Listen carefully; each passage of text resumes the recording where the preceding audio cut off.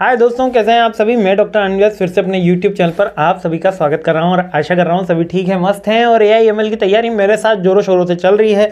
हमारे वीडियोस भी जोरों शोरों से अब आ रहे हैं और कोशिश कर रहे हैं हम जल्द से जल्द वीडियोस पहुंचाने की। थर्ड मोस्ट इंपॉर्टेंट क्वेश्चन पे मैं आ गया हूँ, जल्दी से देख लेते हैं। तीसरा मोस्ट इंपॉर्टेंट क्वेश्चन है सुपरवाइज्ड लर्निंग। अच्छा, ये क्वेश्चन बहुत बड़ा लिखा हुआ है, इतना बड़ा क्वेश्चन है नहीं है basically. Introduction to classification and the application of the supervised learning in the multiple domains, यानी कि एक तरीके का भारी भरकम पत्थर फेंका गया, लेकिन इतना बड़ा क्वेश्चन है नहीं। क्वेश्चन यही है कि सुपरवाइज्ड लर्निंग क्या होती है, मशीन लर्निंग में इसका क्या यूज है, इसकी प्रोसेस बता दीजिए। क्लियर हो गया? मतलब सुपरवाइज लर्निंग क्या होती है, मशीन लर्निंग में इसका क्या यूज है और इसकी प्रोसेस बता दीजिए। क्या यूज है ये भी कम से कम पूछा जाता है, केवल इसकी प्रोसेस या मशीन सुपरवाइज लर्निंग क्या होती है।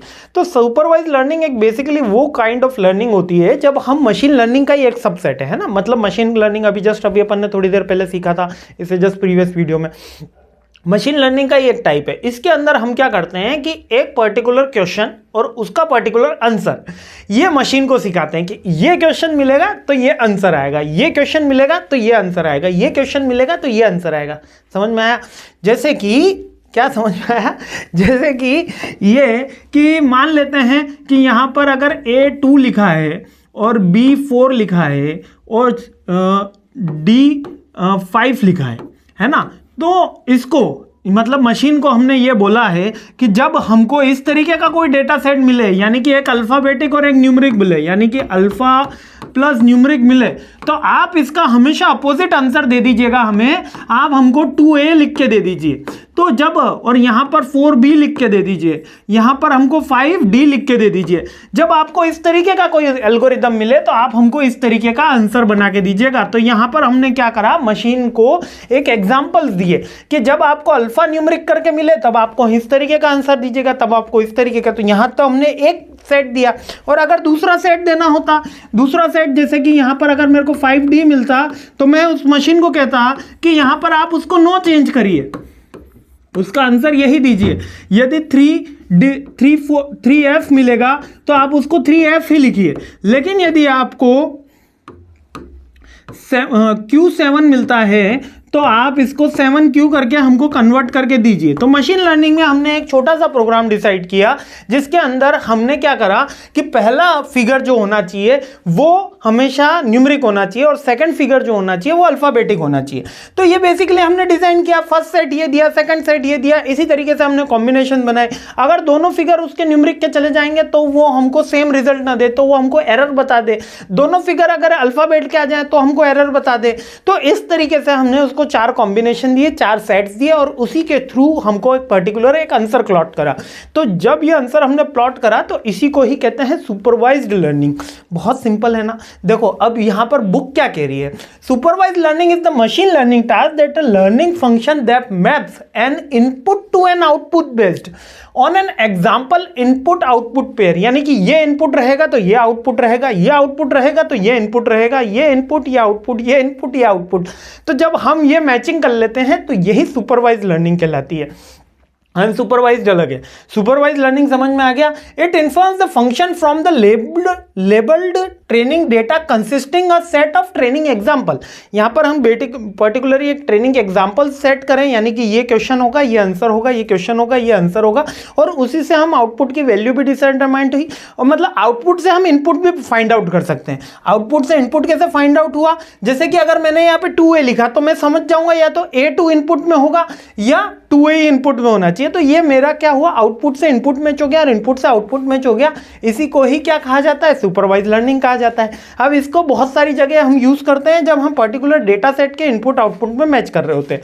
तो इसकी प्रोसेस आ जाती है कितनी बार कि कौन सी स्टेप्स फॉलो करी जाती है हमारी सुपरवाइज्ड लर्निंग को। सबसे पहले हमको एक ट्रेनिंग का टाइप्स एग्जाम्पल डिटरमाइन करना होता है कि कैसे हम एग्जाम्पल दे रहे हैं, क्या डेटा सेट दे रहे हैं, कौन सा एल्गोरिदम फॉलो किया जाएगा, और उससे हम हैंड रिटन सारे के सारे कैरेक्टर्स को यूज कर दिए जाते हैं। फिर उस ट्रेनिंग का हम सेट बनाते हैं। यानी अभी मैंने एक 3 एग्जाम्पल दिए, इसी तरीके से ट्रेनिंग के सेट बनाया जाए, 4, 5, 6, 8, 10, जितने ज़्यादा एग्जाम्पल होंगे मशीन को समझने में, मशीन को वेरीफाई करने में और एल्गोरिदम फास्ट वर्क करने में हेल्प होगी। ठीक है, वो ट्रेनिंग के सेट बना दिए, सबसे पहले ट्रेनिंग बनाई, ट्रेनिंग के सेट बना दिए, सॉरी थोड़ा सा हाँ सेंसर ज़्यादा फास्ट हो गया।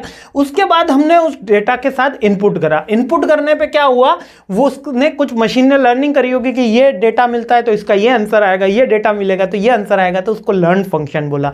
जब लर्न फंक्शन को हम फिर टेस्ट करेंगे कि लर्न फंक्शन के बाद उसका कॉरस्पॉन्डिंग लर्निंग एल्गोरिदम बन रहा है कि नहीं बन रहा है, मतलब एक बार वो लर्न हो गया, मशीन ने लर्न कर लिया, मशीन लर्न करने के बाद उसका पर्टिकुलर आंसर आइडेंटिफाई कर पा रही है कि नहीं कर पा रही है, तो उसको कॉरस्पॉन्डिंग के अंदर अंदर देखा हमने और फिर एक डिज़ाइन कंप्लीट कर दिया, यानी कि एक एल्गोरिदम फिक्स्ड हो गई। और फिर क्या करा, फिर एक्यूरेसी बार बार चेक करी। मीन्स सबसे पहले हमने एक ट्रेनिंग बनाई, प्रोग्राम बनाया, फिर ट्रेनिंग के सेट्स बनाए यानी एग्जांपल्स बनाए, एग्जांपल्स को उसको लर्न कराया, फिर लर्न को उसके कॉरस्पॉन्डिंग एल्गोरिदम में जाने दिया, कॉरस्पॉन्डिंग एल्गोरिदम के बाद हमने अपना डिज़ाइन कंप्लीट कर लिया, है ना, कॉरस्पॉन्डिंग एल्गोरिदम में चला गया, उसके बाद हमने अपना डिज़ाइन कंप्लीट कर लिया, फिर हम एक्यूरेसी चेक कर रहे हैं, उसके बाद हम डेटा दे रहे हैं, D7 दे रहे हैं, N9 दे रहे हैं, Q5 दे रहे हैं, Q4 दे रहे हैं, Q12 दे रहे हैं। अब 12 आ गया तो वो क्या करेगा, क्या 12 Q करेगा या Q12 करेगा, तो ये हम एक्यूरेसी बार बार चेक कर रहे हैं और कितनी एक्यूरेसी उसमें निकलती है उसके ऊपर सारा का सारा रिजल्ट चेक किया जाता है।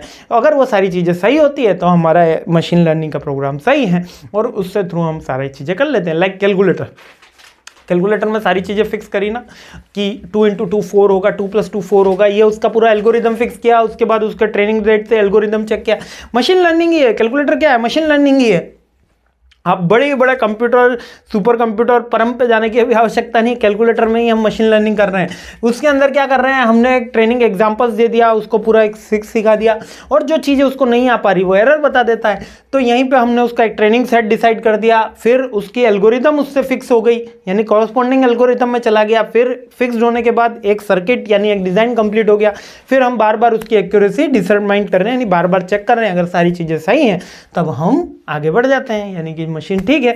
अब चलिए नेक्स्ट मशीन लर्निंग पे चलते हैं। तो सुपरवाइज लर्निंग आपको समझ में आ गया होगा, सुपरवाइज लर्निंग का जो प्रोसेस है वो आपको समझ में आ गया होगा। अब इसकी यूटिलिटी हर जगह, इसकी यूटिलिटी मैथ्स में, इसकी यूटिलिटी हेल्थ केयर में, इसकी यूटिलिटी आप कह सकते हो बैंकिंग सिस्टम में है, इसकी यूटिलिटी ऑटोमोबाइल सेक्टर में, इसकी यूटिलिटी HR डिपार्टमेंट में, इसकी यूटिलिटी आप फाइनेंस डिपार्टमेंट में, जहाँ भी जो भी डिपार्टमेंट का नाम है, जिस सेक्टर का नाम है, मशीन लर्निंग की यूटिलिटी है।